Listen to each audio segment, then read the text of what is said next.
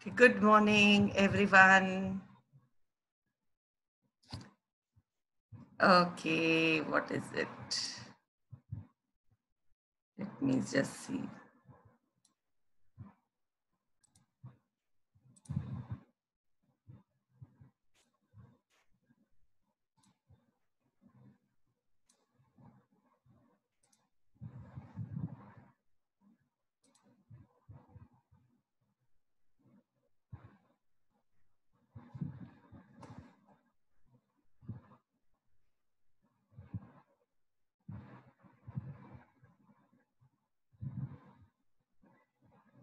I think last class we discussed up to this. We were doing the comparative study of the early and later Vedic period, and we stopped with the political setup or the system of government at that time.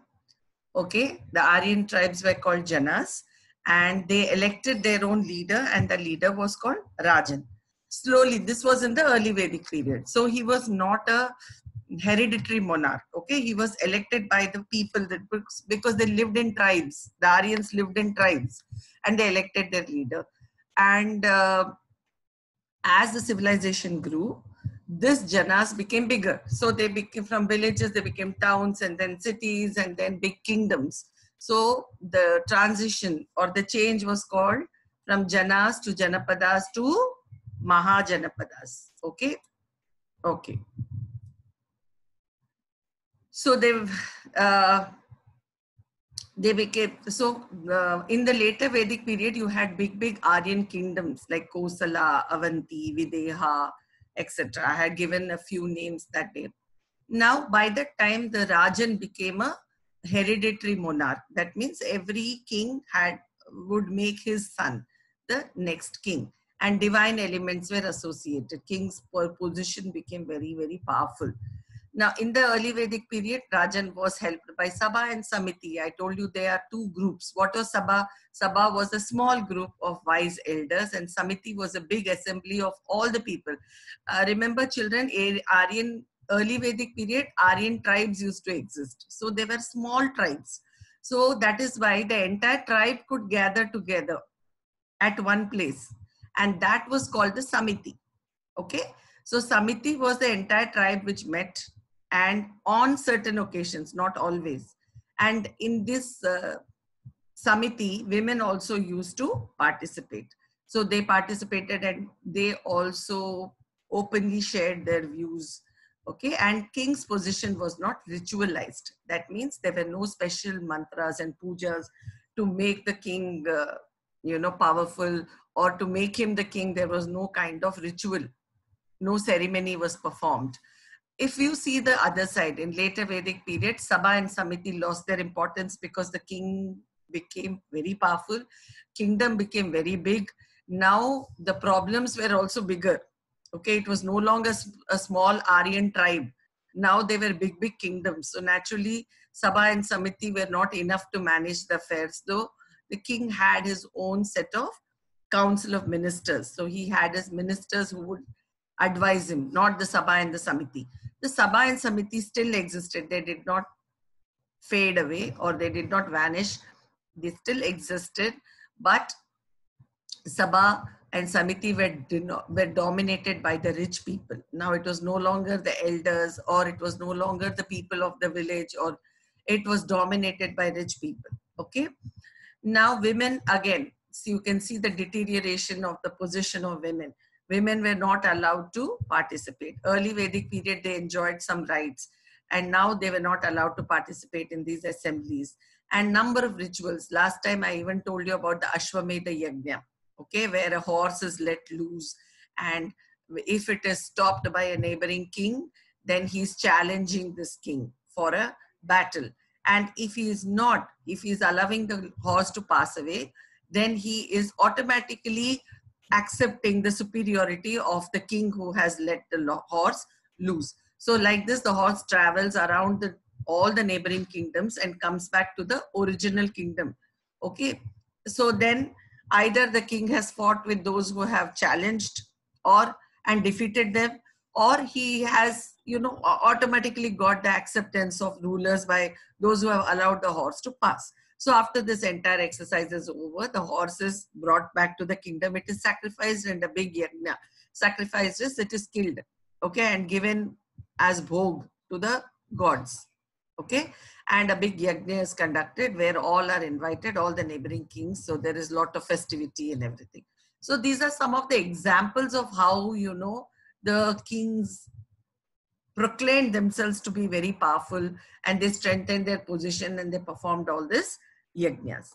Now coming to the comparison again, society. How was the society? If you see a family, family was the basic unit. It was, that means there were, even in early Vedic period, all used to live together. Okay, they elders, youngsters, all generations used to live under one roof. But the family was patriarchal in nature. What do we mean by patriarchal? Patriarchal means the head of the family will be the father, okay, or the grandfather. As long as the grandfather is alive, whoever is the eldest male member, okay, whoever is the living eldest male member, he will be the head of the family. So that is the patriarchal system. So it existed, but in the later Vedic period, the joint family became more patriarchal in nature. That was the rules became stricter.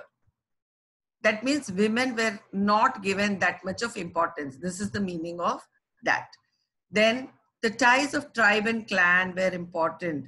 In the early Vedic period, they were bound by the this thing, what you say, bonds of tribe. So I belong to this tribe. So they were more, you know, proud of belonging to their tribe and all. They really did not care where they lived. We know that they were nomads. Early Vedic period, they were nomadic people. They never lived in one place.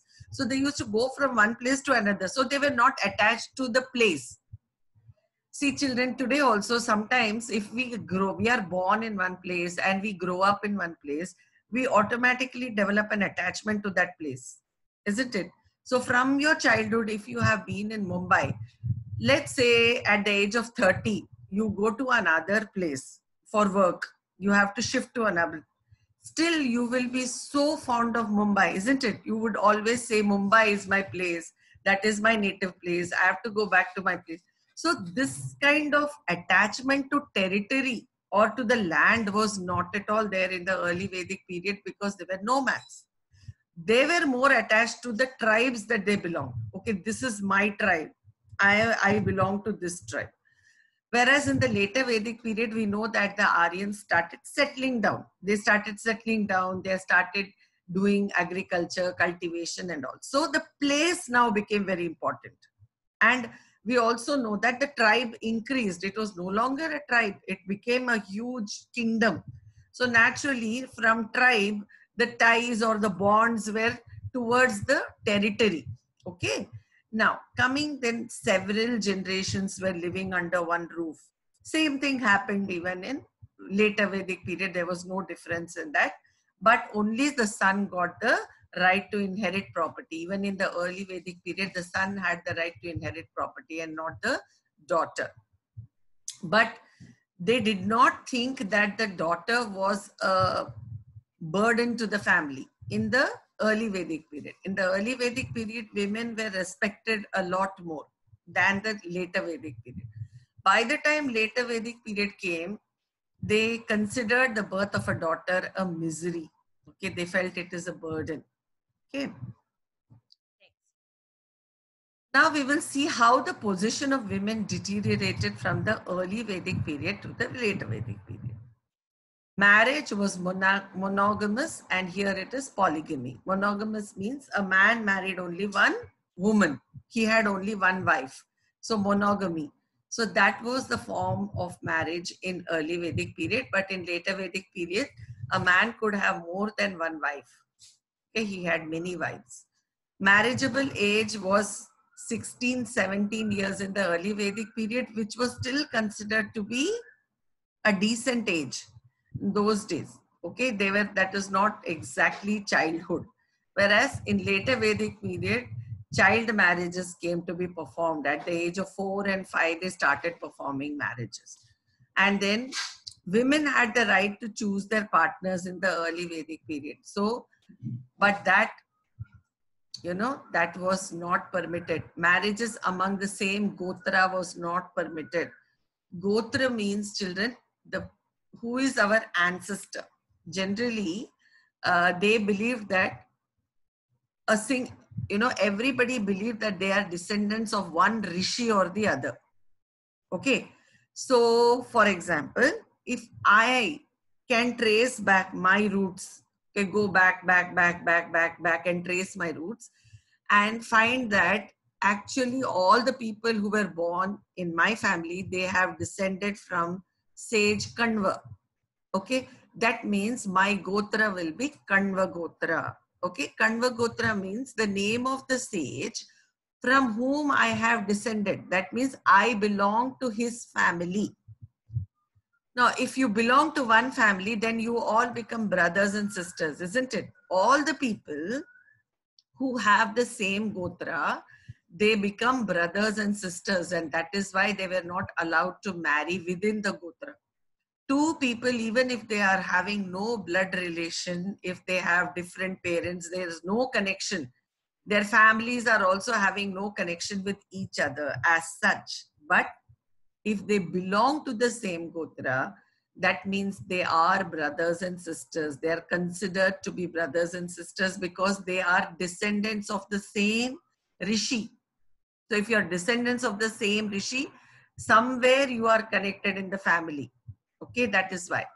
And here, women were allowed to choose their partners. Now, coming to this, women had equal status as men. That means they were really not, I told you, in early Vedic period, women were respected. They had, maybe they did not have right to property, but they enjoyed a lot of respect and they had status. They could participate in all these assemblies. They could voice their opinions. And suppose their husband dies, then they could remarry also. Okay, they could marry again. So they were more liberal towards women. And in fact, there are even examples of people educating their women in the early Vedic period. How do we know that some of that is, if not all women, the practice was prevalent that, you could educate the women. How do we know that? Because of two women who were highly educated, Gargi and Maitreyi. Gargi and Maitreyi were two women saints. They were women saints and rishis who were so well educated and they were such great scholars that they wrote some verses in the Rig Veda. In Rig Veda, they have composed many verses. Okay, Gargi and Maitreyi. So that is why we know that women were educated in the early Vedic period. Coming to the later Vedic period, the women's position declined. They cannot participate in assemblies. Even in the previous slide, I told you, Sabha and Samiti, they could not participate in Sabha and Samiti. And they were considered to be in a lesser position than men. And they were not educated. They were not allowed to remarry. Child marriages had started. So all these things had begun in the later Vedic period. Now, if you come to Varnas, now what is Varnas, children? Varnas means the caste system. Okay, the Sanskrit word for the caste system is called Varna. Okay, so what is this Varna? How was it in the early Vedic period? If you see the early Vedic period, the caste system was not well defined. It was not, properly defined. What is a caste, who belongs to which caste, and all these things was not defined. Okay, just give me a moment. I need to check something.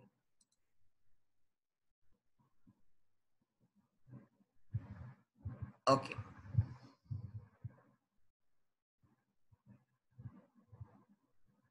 Somebody is asking me whether it is compulsory for women to remarry if their husband dies. It is not compulsory.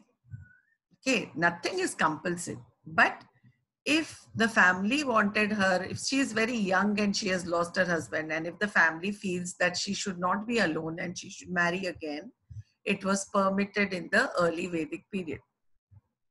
Okay, fine. Now coming to the caste system. So the caste system was not well defined in the early Vedic period. Of course, a sort of class system, it was not like caste, it was more like a class. That means they had divided the society into groups. And on what basis did they divide into groups?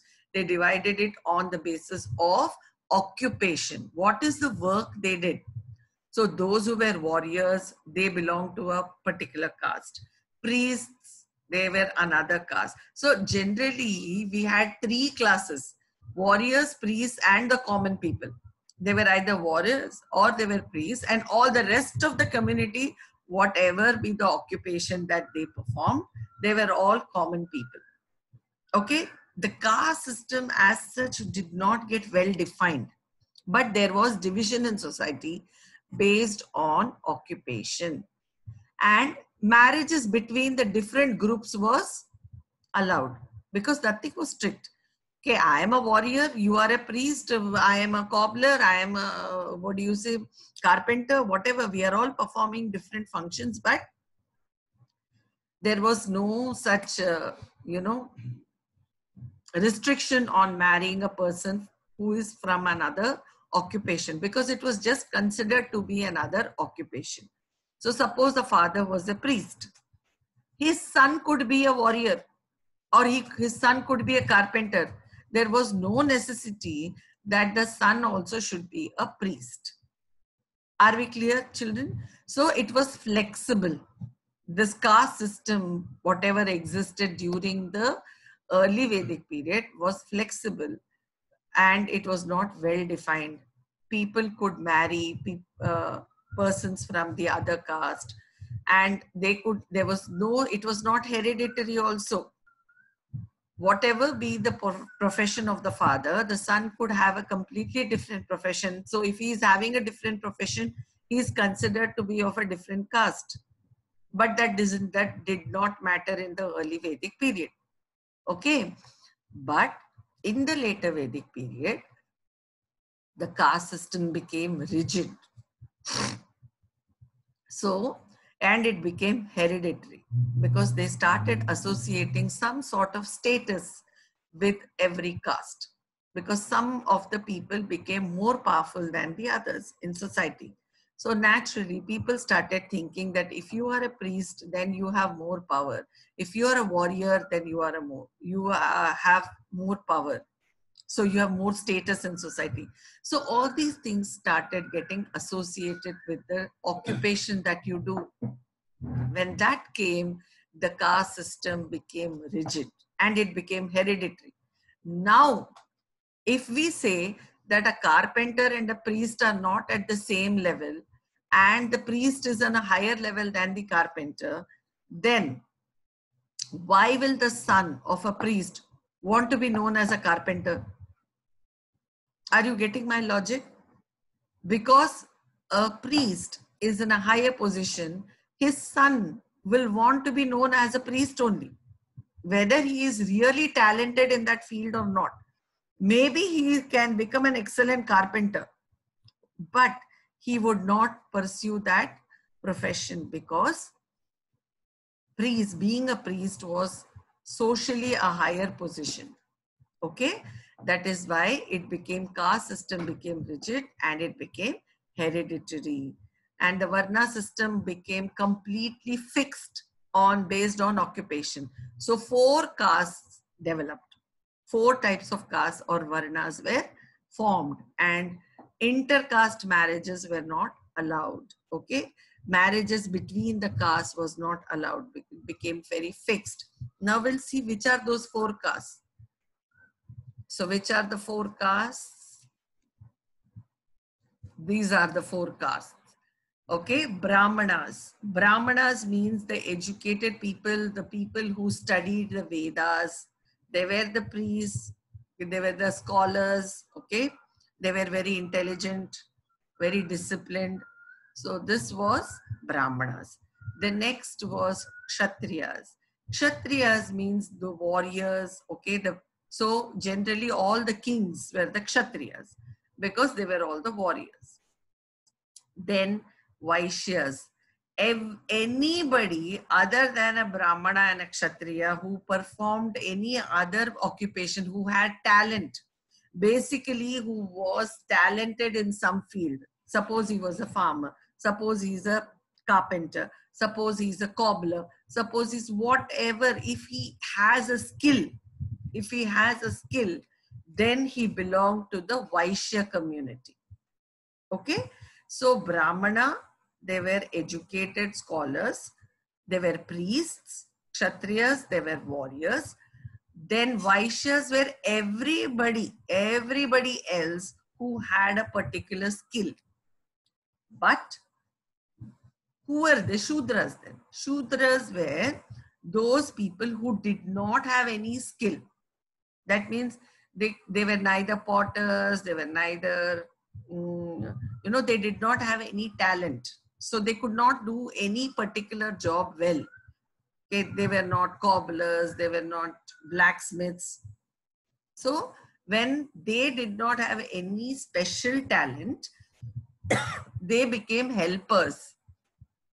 They started helping the other three varnas or other three castes. So they became helpers and they were called the Shudras. So the Shudras were people who did not possess any particular skill. So they could not be grouped under any caste. Those who could not be grouped under any caste, they were the Shudras. And these Shudras were helpers. They would help the other caste. Okay. So here in this pyramid, you can see the position. There were very few Brahmins because it was very difficult to learn Vedas, okay, master the Vedas, to study and all that. So they were in the top, they were the Brahmins and they enjoyed the highest position and they became the advisors to the kings or the Kshatriyas. So the Kshatriyas and warriors were next. They were very powerful because they were the kings, okay. And then the Vaishyas, all merchants, farmers, landowners, weavers, everybody became the Vaishyas. And under them, the Shudras they generally were subordinate to all of them because they used to help them. So they became servants of these three castes. So they used to do normal labor work. Okay. Now these three groups were called twice born. Now what do we mean by twice born? Twice born means once is when you are born. When you are born, you're born. But there is a time when you are initiated into your religion and your caste. That is done with the help of a thread ceremony. Okay, some of you children, boys must have undergone thread ceremony and girls must have watched in your family or friends must have called you for thread ceremony.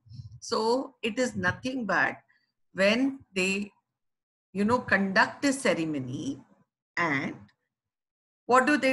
They initiate, they say that now you are a Hindu, now you are belonging to this caste. Now you must follow all the rules and regulations of the caste. That was the thread ceremony. So if you see, all these three castes had thread ceremony.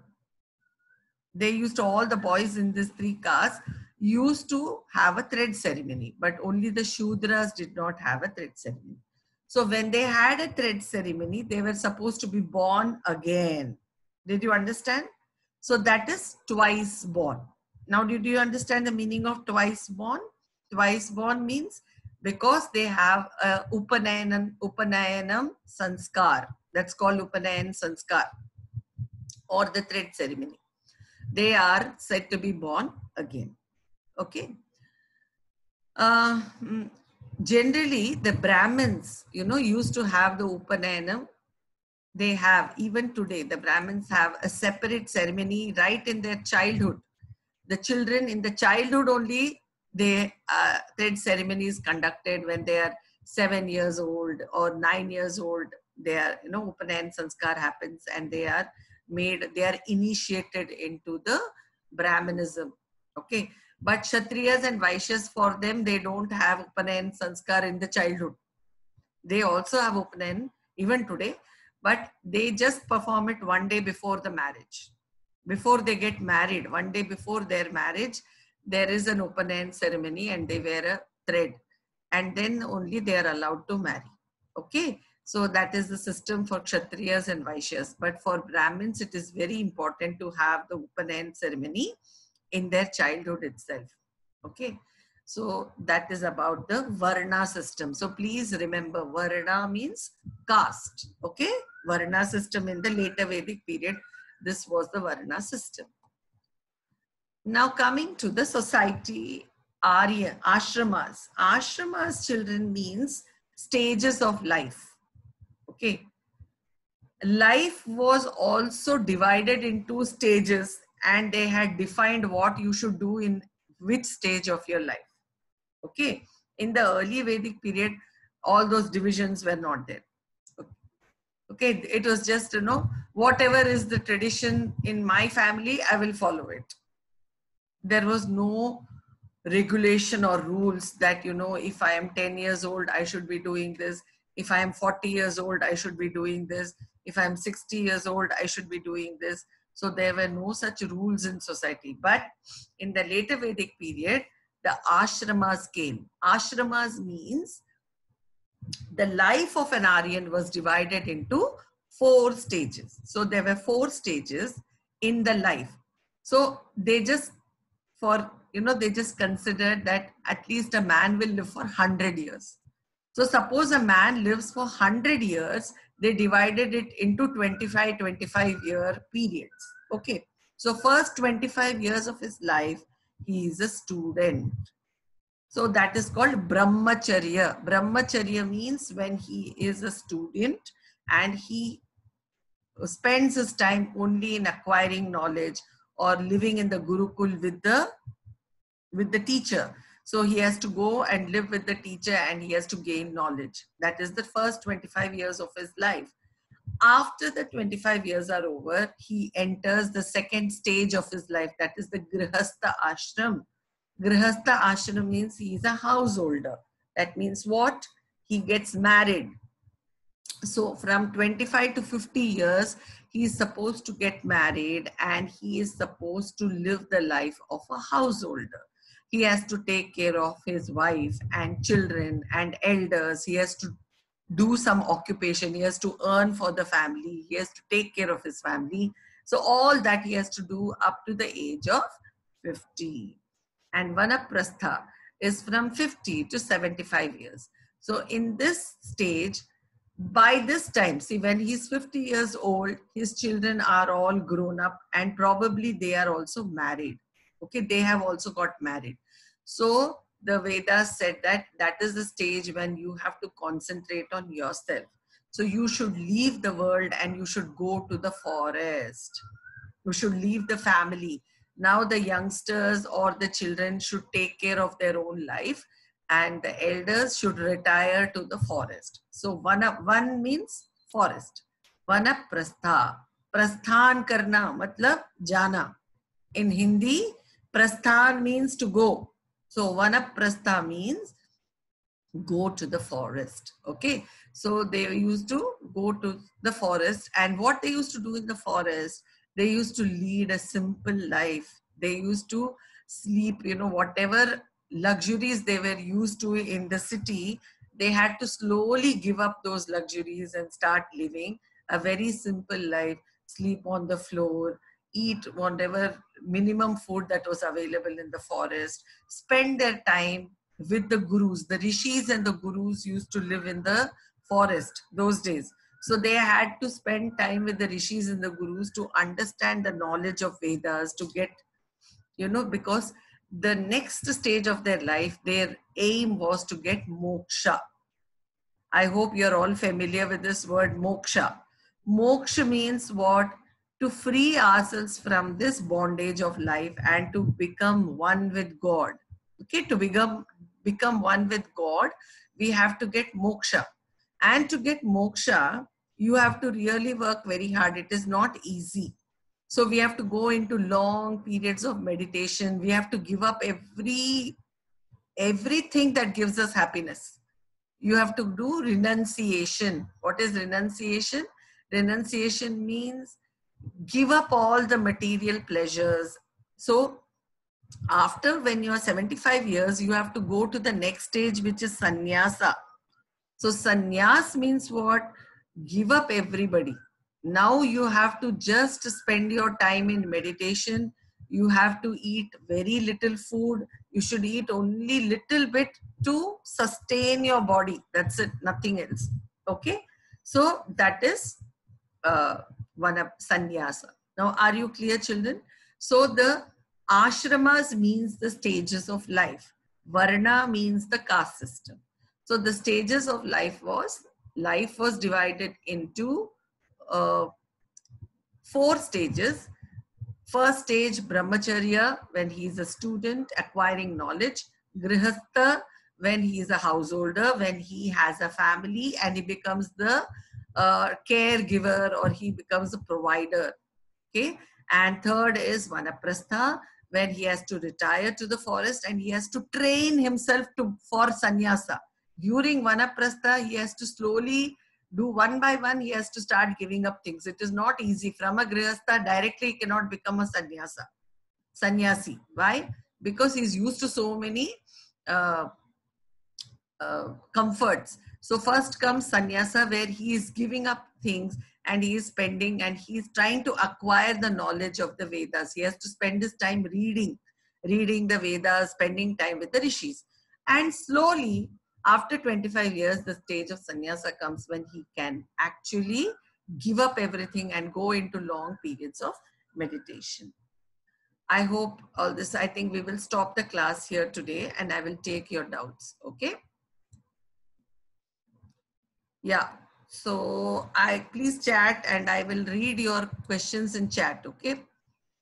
Mine is Bharadwaja. Okay. Yeah. Some of them are writing their Gotra. Mine is Bharadwaja Gotram and mine is Gautam Gotra. Correct. That is that Rishi, that they are descendants of Bharadwaja Rishi. Okay. Or Gautam Rishi. Very good. Ma'am, is it compulsory? That's over, man. I'm so home. Okay. Who's this?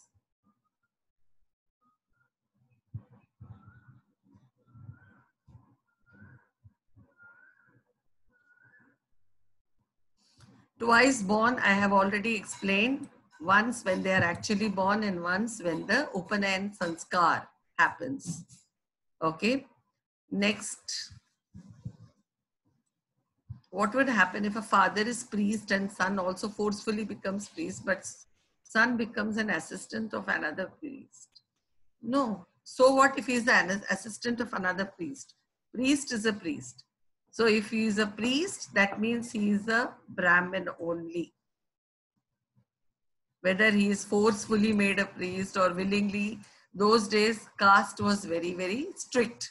So people were born into whatever caste they were born. That's it. And they accepted it.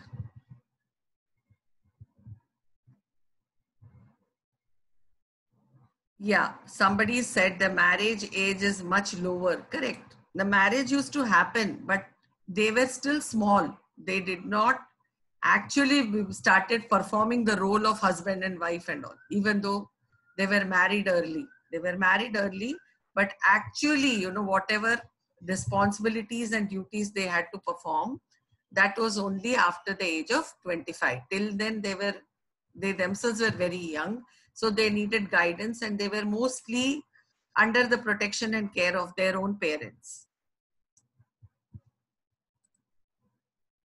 Then, what if a man dies? If he is dead, no? What kind of a question is this? After you die, what can you do? Oh, no.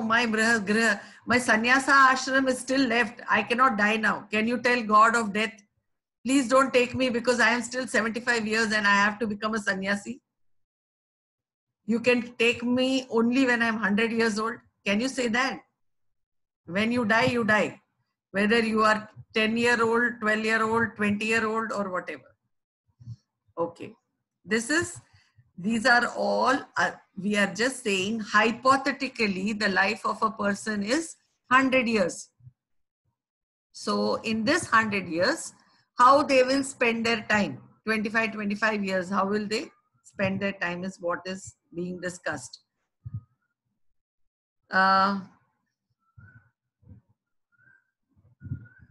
See again, Himansh, I told you, we are not saying they got married at 25 years.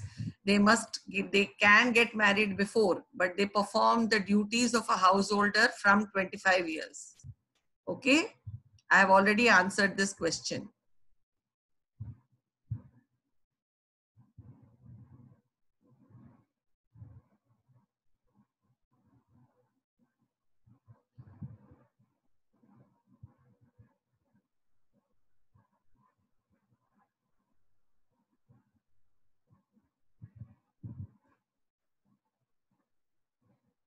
Shudras and untouchables are not one and the same. Anushka has asked me whether Shudras and untouchables are one and the same.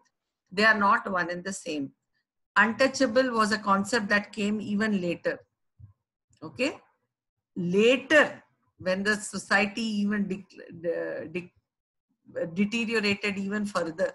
See, with civilization, we are not progressing. We are actually deteriorating because the attitude and the mindset is deteriorating. So, this untouchable concept came much later, where some of them were considered, the Shudras were considered untouchable, and you cannot touch anything, you cannot enter temples. All these things happened much later. At that time, not in the Vedic period. Okay.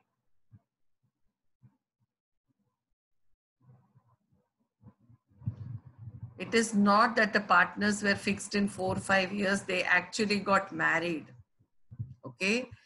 If child marriages happened, actual marriage was conducted. But when the boy and the girl, when the boy, usually the boys got educated. So when the boy is completed his education and when he's going to start his family life, only then the wife used to come from her mother's house. In fact, after the marriage also, the wife continues to stay in the mother's house only. When she grows up, when the boy also has finished his education, that's when the girl was sent to the in-laws house to start her family life.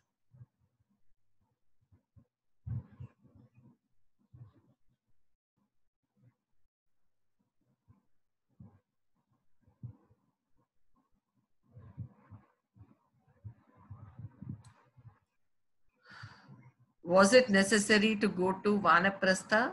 That was, nothing is fixed. You have to understand that this is what is suggested. But those ages in Vedic period, everything was followed strictly. People didn't say you have to follow, but they themselves voluntarily they followed the system. Did you understand? Because they were very obedient, they had high morals and values, they never questioned what is told by elders. So they used to follow it.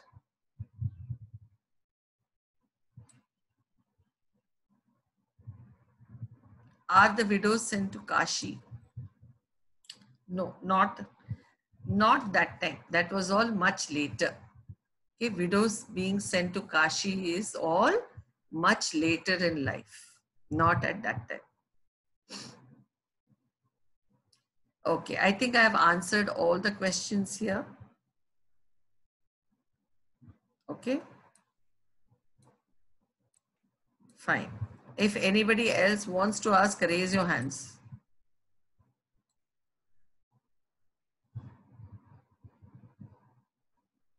Rajas also took sannyas. Correct. Rajas also took sannyas.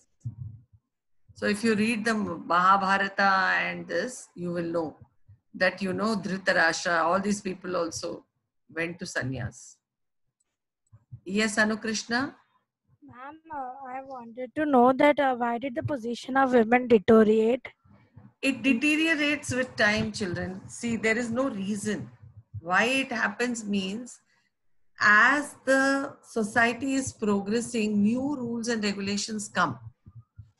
You cannot pinpoint any one particular reason. You just, men started asserting their authority, you can say. Men became, they started, showing that they wanted to dominate women probably. That is why. So there is no one particular reason you can say this is the incident and from here only women's position started. It happens gradually over a period of time. New traditions, new rules get formed automatically. Nobody can trace the origin also of that. Okay. And ma'am, for the stages of life in the later Vedic period, Huh. they were not strict for everyone to follow, but they followed it on their Own. own. Yeah. Correct. People did follow on their own because I told you, no, listening to the elders and gurus and parents and everybody was of most, of prime importance. So naturally, they did not disobey